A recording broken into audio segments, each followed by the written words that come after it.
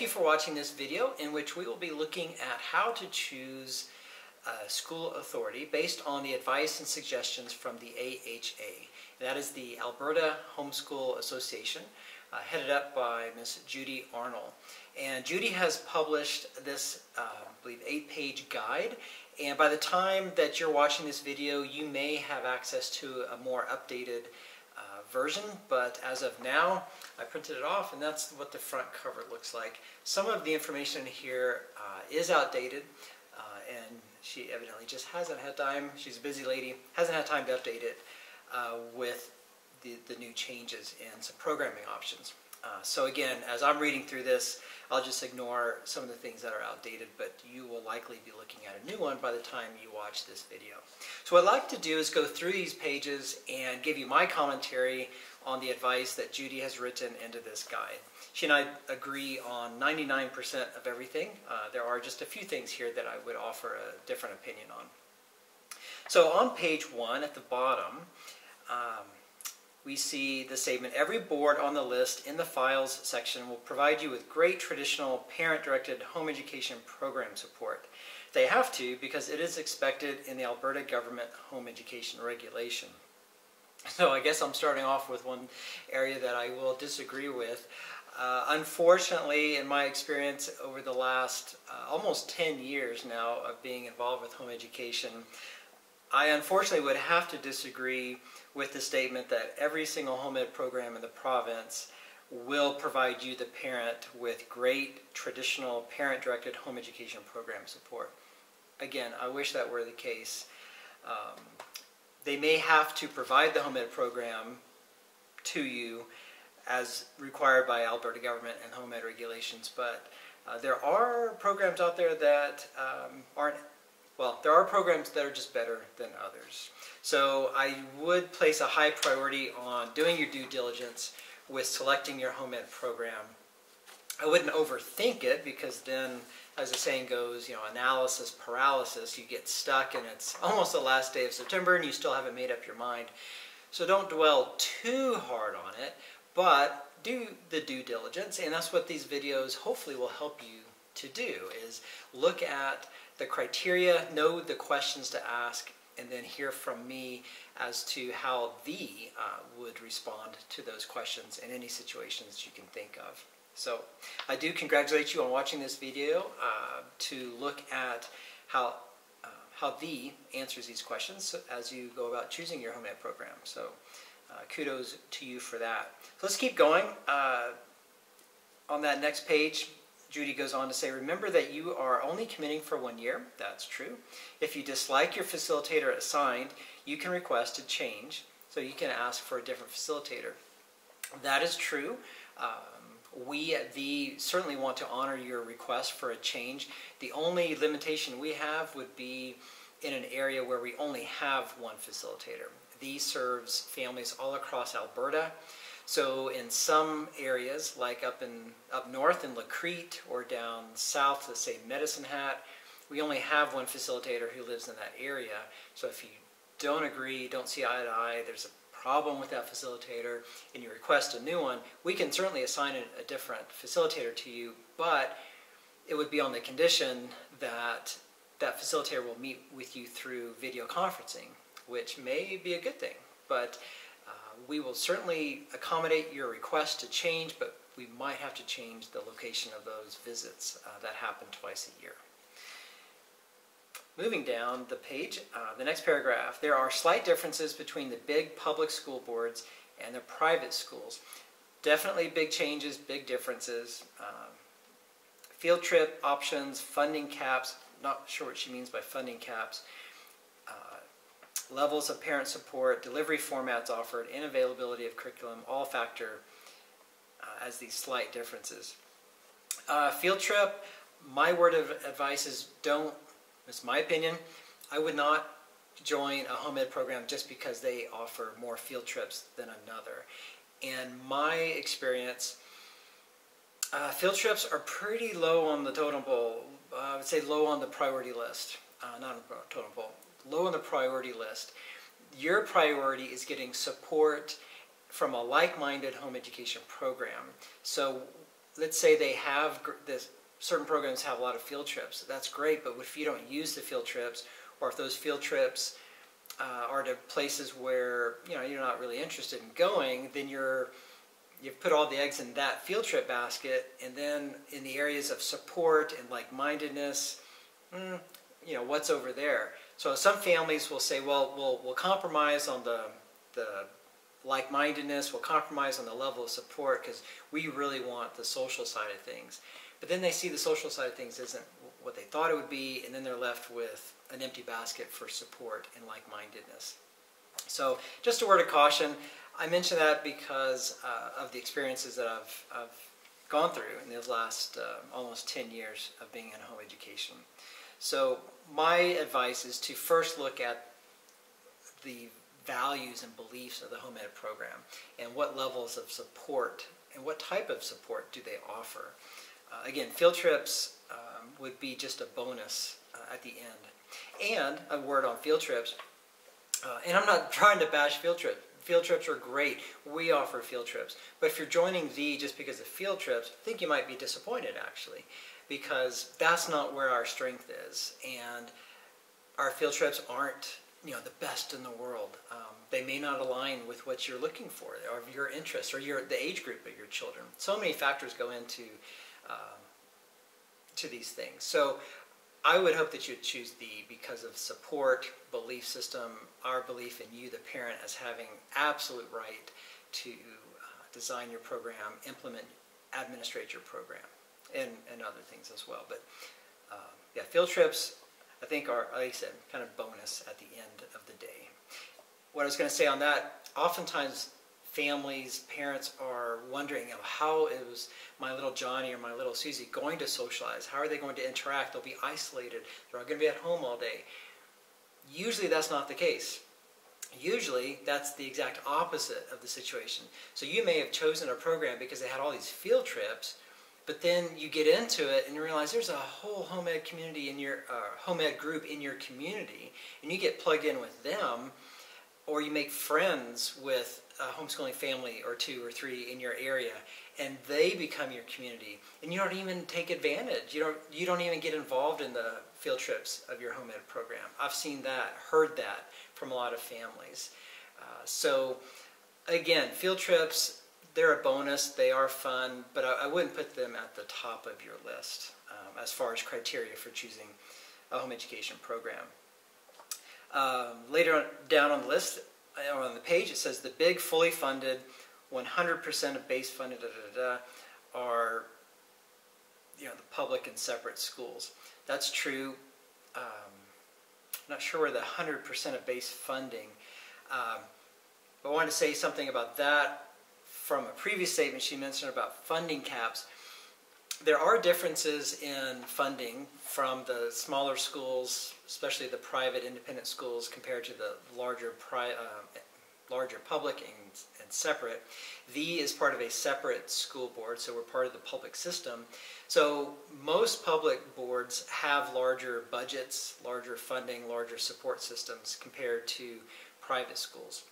So for us, that means we're able to offer you, the parent, 100% of your reimbursement amount from the very beginning.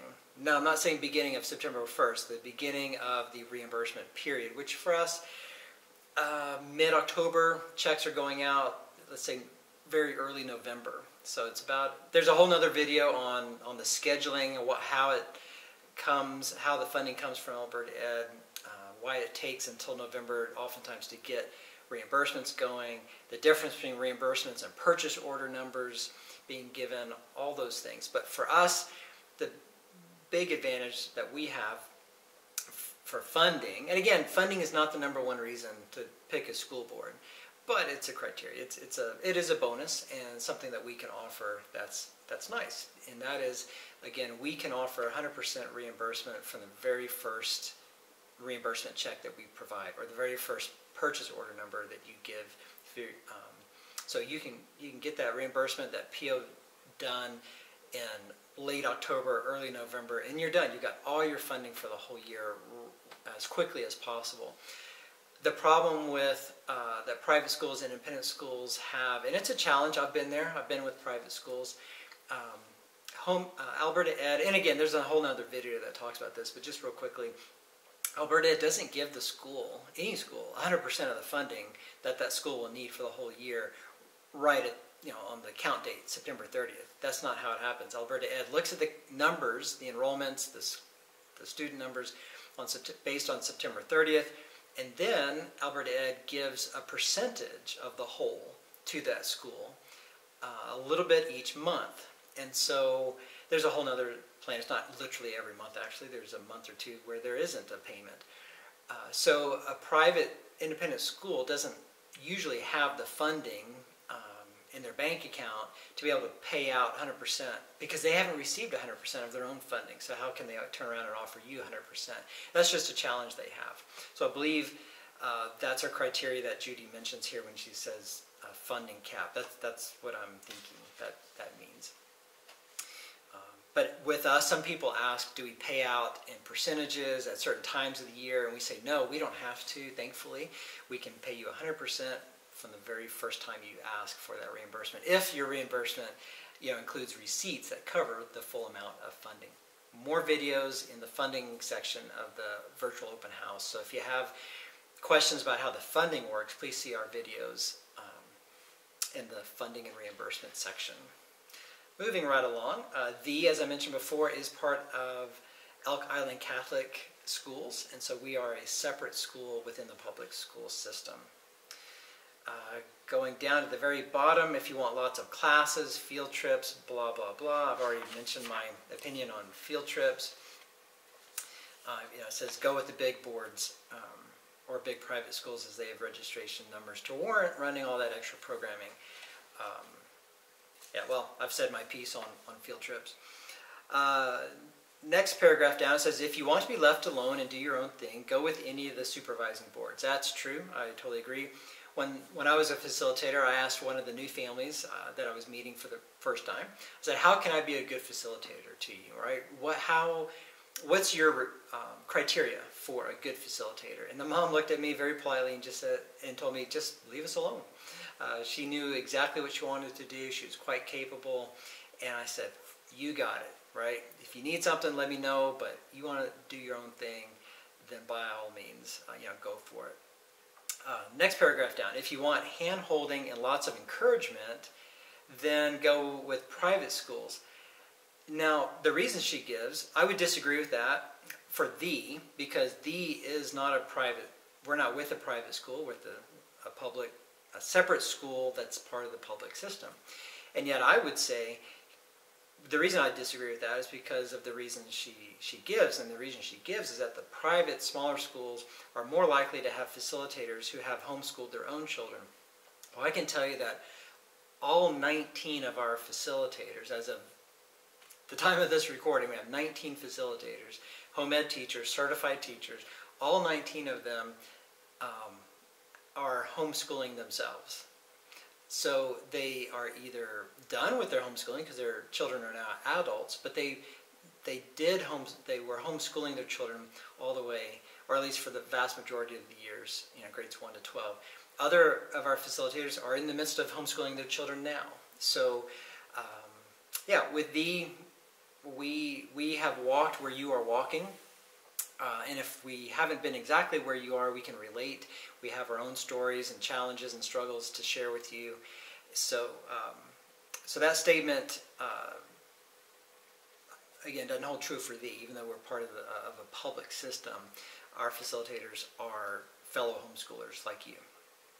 Next paragraph. If you want a timely check payout and less pickiness in funding reimbursements and school-imposed caps, go with the big public separate boards. So that's what I was mentioning before. If you want timely, meaning for us, that means 100% of your reimbursement amount. If it's covered by receipts or through a purchase order number, we can provide that 100% payout to you. For us, I would disagree on the less pickiness in funding. Judy says that some boards aren't as picky, and I've seen that. That part I would agree with. Not all boards are meticulous and thorough in vetting all of the reimbursement requests to make sure that the learning resources that are being asked or that are on that reimbursement sheet are not legitimate, but authorized for reimbursement. And the reason Judy gives is, these larger schools have the economies of scale to absorb clawed back costs if the government, audits and says, oh, why did you reimburse this? This isn't allowed. And then they claw back, they take back that funding. And Judy's saying, well, larger schools can absorb that. We take the issue of reviewing reimbursements very seriously. We don't rubber stamp anything. We look very closely, and sometimes our families get upset with us. Why didn't you reimburse us for this? And you reimbursed us for that, but not for this. And they get upset and angry. They sometimes take it personally. And it's not personal. And it is frustrating. Trust me, I believe, I agree with you. There's a video in the reimbursement funding section that talks about trying to make sense of this document that Alberta had put out called the Standards for Home Education Reimbursement. It's anything but a standard, and I've made my case to several powers that be, but that document still stands, and it's still very frustrating. One of the pages, well, anyway, watch that video. I understand where the frustration comes from, but getting back to this document, we take it very seriously. So we don't want to lose a dime in an audit situation. So we are very thorough in what we look at. At the same time, we try to be very clear also to communicate what is and is not reimbursable. It's impossible to give every single answer on what is and what isn't reimbursable. So we tried our best to give principle statements, like reasons why something wouldn't be, and then we leave it up to the parent to apply that reason to a particular learning resource. But again, if you have more questions on how we go about deciding yes or no, please see those videos in the reimbursement funding section. Next paragraph, if your child wants high school credits under Section 6, okay, so Section 6 is in the home ed regulation, and it talks about the course challenge. And not all home ed programs offer a course challenge. So if you want more information on the course challenge, we do have a video that talks about course challenges which apply to high school. By definition, those are high school, that's a high school service, because the course challenge enables a parent-directed student to earn the Alberta Ed course credits, or credit for a particular course, without having to take the course from a teacher-directed program. So a course challenge, well, actually, for us, that's our context. Course challenges exist in a high school, so they have a different context. But for us, a course challenge is offered to a home ed student who wants to earn credit, let's say for Math 10C, and has not taken a formal course, Math 10C, from a teacher-directed program. But this student believes that he or she has learned all the outcomes from Math 10C and believes that he or she should earn credit for that. We have a way for that student to earn the credit. So that's what Section 6 is about, the course challenge. So we have an exam, a challenge exam for core subjects, and we have a portfolio assessment for the options and electives. So we have video on that as well, and if you have questions, please see the video, and if you have further questions, you can always email us at with questions, or call us.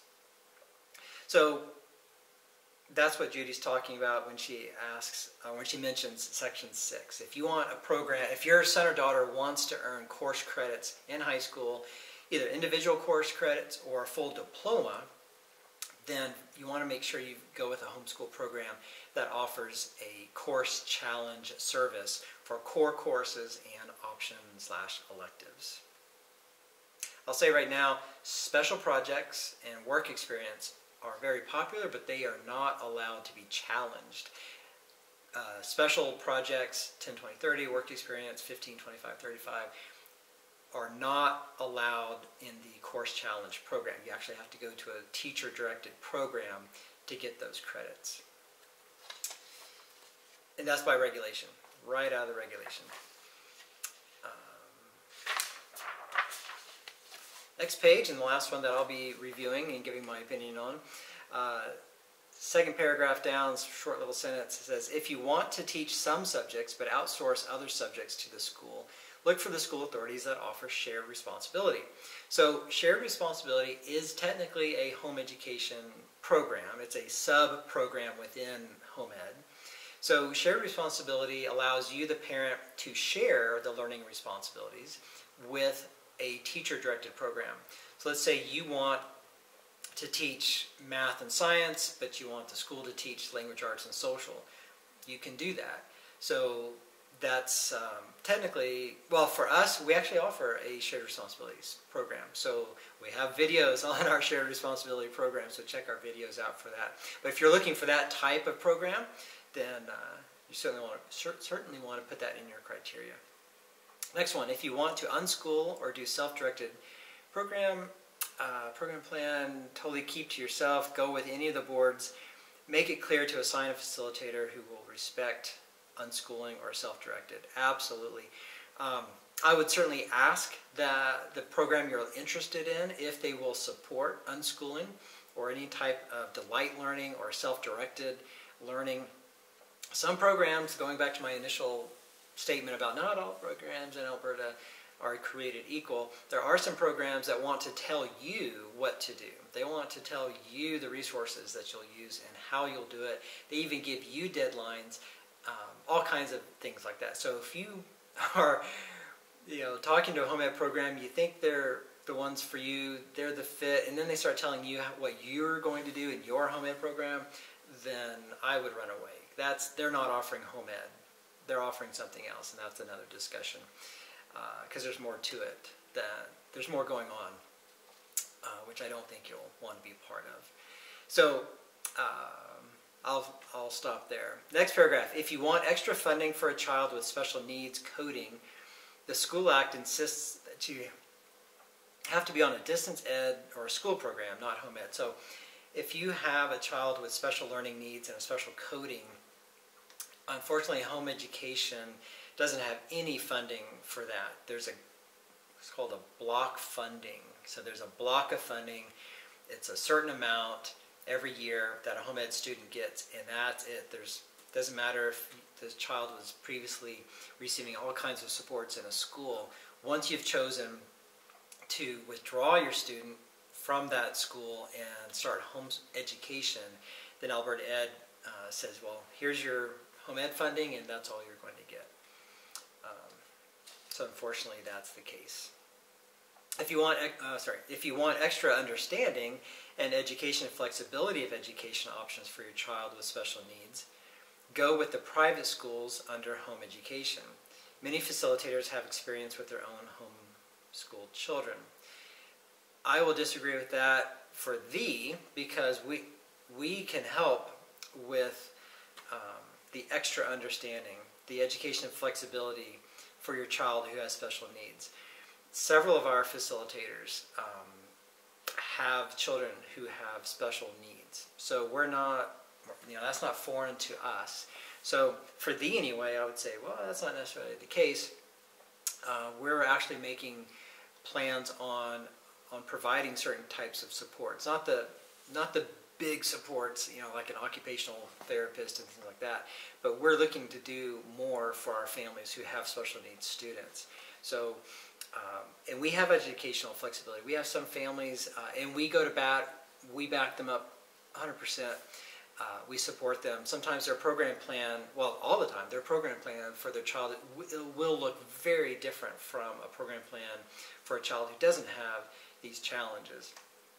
I know of one parent whose child needed just the basics. I won't go into the details, but grade 3 or so, and just having basic life skills would be a dream, achievement for this child.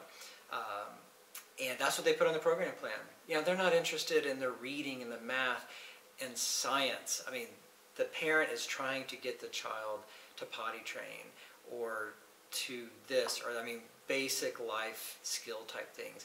And that's where the child is. So we're quite flexible. That's life. That is why the parent has chosen to home educate. So we at The can certainly empathize with special needs students. So when you read that, please keep The in mind. We're not a program that's going to say, no, cookie cutter, it's just got to look this way or go somewhere else. That's not how we do things here at The. So I'll end it there. Judy does provide a chart, a matrix, and the subsequent pages. Very good to read. But I wanted to give you my insights into those suggestions